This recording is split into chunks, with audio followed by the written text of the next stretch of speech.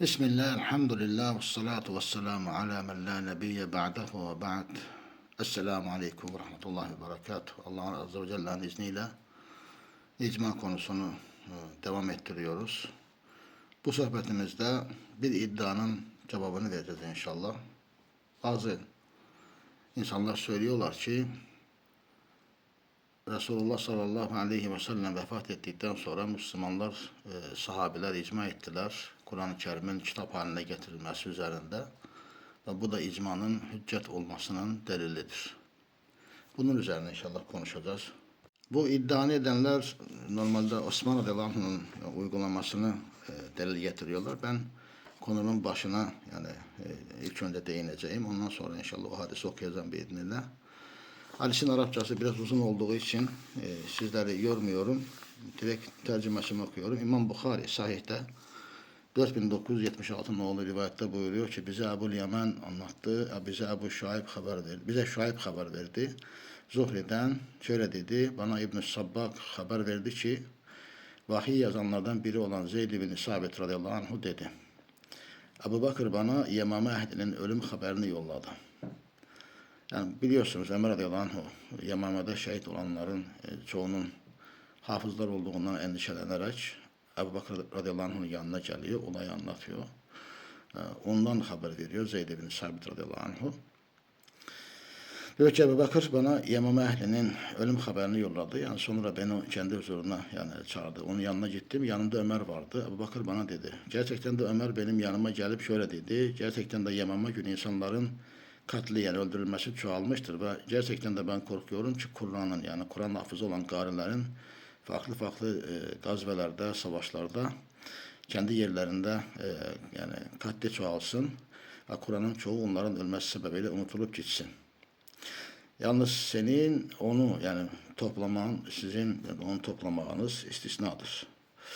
Gerçekten de hiç şüphe yoktur ki ben öyle hesap ediyorum ki sen Kur'an-ı Kerim'i cem edersin. Yani bir kitaba toplayasın. Ebu Bekir bana dedi. Ben Ömer'e dedim. Resulullah sallallahu aleyhi ve sellemin yapmadığı bir şeyi nasıl yapayım? Ömer bana dedi. Vallahi o hayırdır. Yani hayırlı bir şeydir. Ömer beni bu meselede o kadar ikna etti ki sonunda Allah benim göğsümü o açtı, genişlendirdi ve ben de Ömer'in düşündüğünü düşündüm. Zeyd bin Sabit dedi. Ebu Bakır bu sözleri diyerken Ömer de sessiz oturuyordu. Hiçbir şey konuşmuyordu. Ebu Bekir bana dedi. Gerçekten de sen genç, akıllı bir adamsın. Biz seni herhangi bir şeyde itham etmiyoruz. Sen Resulullah sallallahu aleyhi ve sellem için vahiy yazıyordun. Kur'an araştır ve cem et. Diyor ki vallahi eğer beni dağlardan bir dağı taşımayla mükellef kılsaydı bu bana Kur'an'ı cem etmeyi emretmesinden daha ağır olmazdı. Ben dedim. Nebi sallallahu aleyhi ve sellemin yapmadığı bir şeyi nasıl yaparsınız? Ebu Bekir bana dedi. Vallahi bu hayırdır. Allah Ebu Bekir ve Ömer'in göğsünü genişlendirdiği şeye benim de göğsümü genişlendirene kadar ben onu ikna etmeye çalıştım. Sonra kalkıp Kur'an'ı araştırıp onu deri parçalarından, kürek bel sümüklerinden, orma yapraklarından ve insanların sinelerinden toplamaya başladım.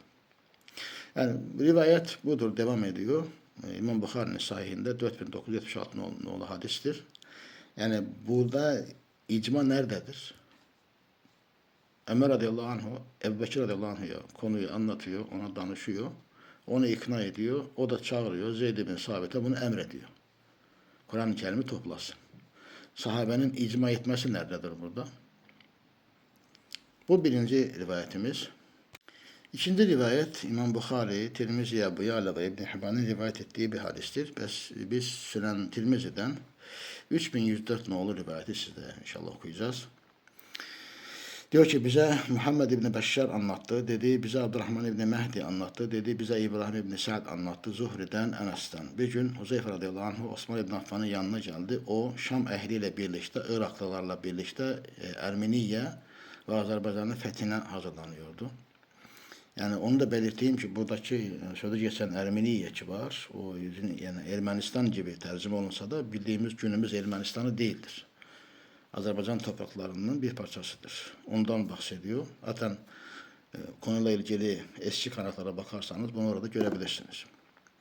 Huzeyfe onların Kur'an'da ihtilaflarını gördü. Osman İbn Affan'a şöyle dedi. Ey müminlerin emiri, Yahudi ve Nesraniler ihtilaf ettiği gibi kitapta ihtilaf etmeden önce bu ümmete yetiş. Osman radıyallahu anhu, Ömer bin Hattab radıyallahu anh'ın kızı, müminlerin annesi Hafsa'nın yanına bir adam gönderdi ki ona şöyle desin. Sende olan sayfaları bize gönder, onu mushaflara yani nüskeleyelim, yani yüzünü çıkartalım, sonra sana geri gönderelim. Hafsa sayfaları Osman'a gönderdi. Osman da Zeyd ibn Sabit, Sa'id ibn As, Abdurrahman ibn Haris ibn Hişam, Abdullah ibn Zübeyir'e adam gönderdi ki onlara şöyle desin. Sayfaları mushaflardan nüskeleyin. Yani yüzünü çıkartarak çoğaltın. Osman radıyallahu anh Kureyşli 3 kişilik topluluğa şöyle dedi. Siz ve Zeyd herhangi bir ayetin yazılması konusunda ihtilaf etseniz onu Kureyş'in dilinde yazın. Çünkü o yalnız onların yani Kureyş'in lehtesinde yani Kureyş'in dilinde nazil olmuştur. Onlar da sayfaları mushaflarda yazdılar. Sonra Osman onların çoğalttıkları mushaflardan her tarafa, her bölgeye bir mushaf gönderdi. Hadis devam ediyor. Bizim konumuzla ilgili yeri burası olduğu için bunu okumakla yetiniyorum.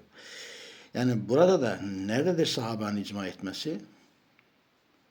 Dedim ya icma iddia edenlerin çoğu bak böyledir. Böyle orada icma var, bunda icma var, bunda icma etmişler. İcmayla şöyle de icmayla böyle hep böyle konuşuyorlar. Ama yani nerede o icma dediğin zaman işte sağdan soldan bin dereden su getirmeye çalışıyorlar. Nerede burada sahabenin icması? Böyle icma mı olur? Diğer bir mesele yani kitap meselesi, kitap sözü yani ketebe maddesindendir. Yani bu kelimenin geldiği manalardan, temel manalarından biri nedir? Mesela İbn-i Manzur'un Lisan-ı Arabına baksan, diyor ki vel ketbu el cem'u. Diyor ki ketib yani toplamak, bir araya getirmek demektir. تقول منه كتبت البغلة إذا جمعت بين شفريها بحلقة أو سير. Hatta devam ederek burada şöyle bir şey söylüyor.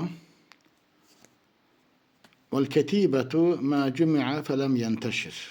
Ketibe diyor o şeydir ki toplanmıştır ve dağılmamıştır. Yani böyle etrafa yayılmamıştır, açılmamıştır.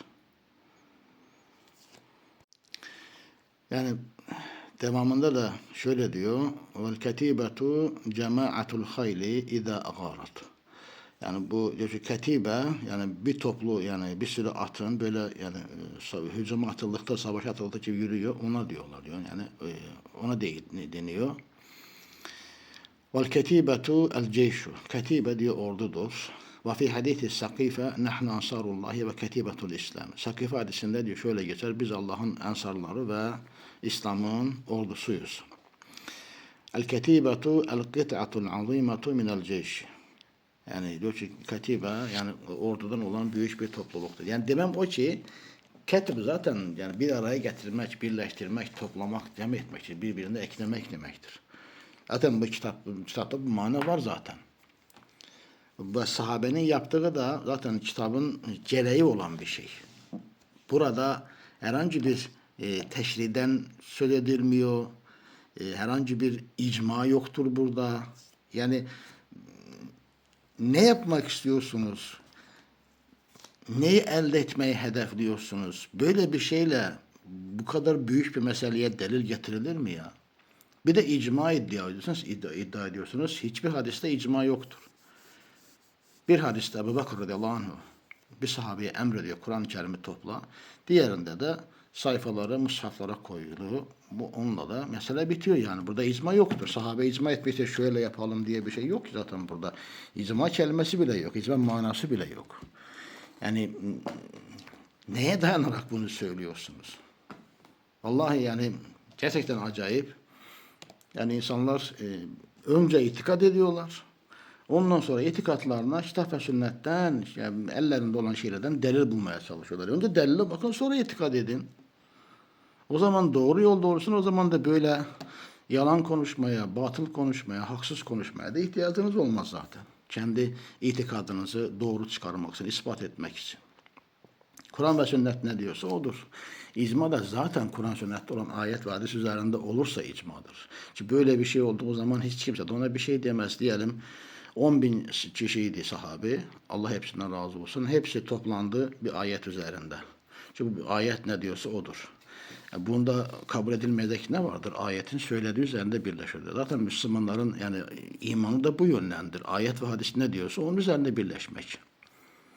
Yani bunun teşri kaynağı iddiasıyla ne alakası var? İcma bir teşri kaynağı mı oluyor? İcma Kur'an sünnette var olan bir hükmün üzerinde birleşmek demektir. Kur'an sünnette o hüküm varsa icma olmasa da vardır, olsa da vardır. İcmanın olması hiçbir şey değiştirmez, olmaması da bir şey değiştirmez. Olması da ne güzel. Olsun. Ne güzel. Diyelim 1 milyon Müslüman var. Hepsi ittifak etsin, icma etsin ki hüküm Allah'a aittir. Ne güzel. Ama bunlar bu ittifakı etmeseler, icmayı etmeseler hüküm Allah'a ait olmayacak mı? Olacak tabii. Ya, ne gerek var böyle yani zayıf, böyle tutarsız şeylere sarılmanın? Üstelik de sahabeye de iftira atmış oluyorsunuz. Onların demediği bir şey demiş oluyorsunuz. Onların yapmadığı bir şey onlara yaptı diyorsunuz. Hesabını nasıl vereceksiniz kıyamet gününde? Bu kadar inşallah. Ve ahire da'vanen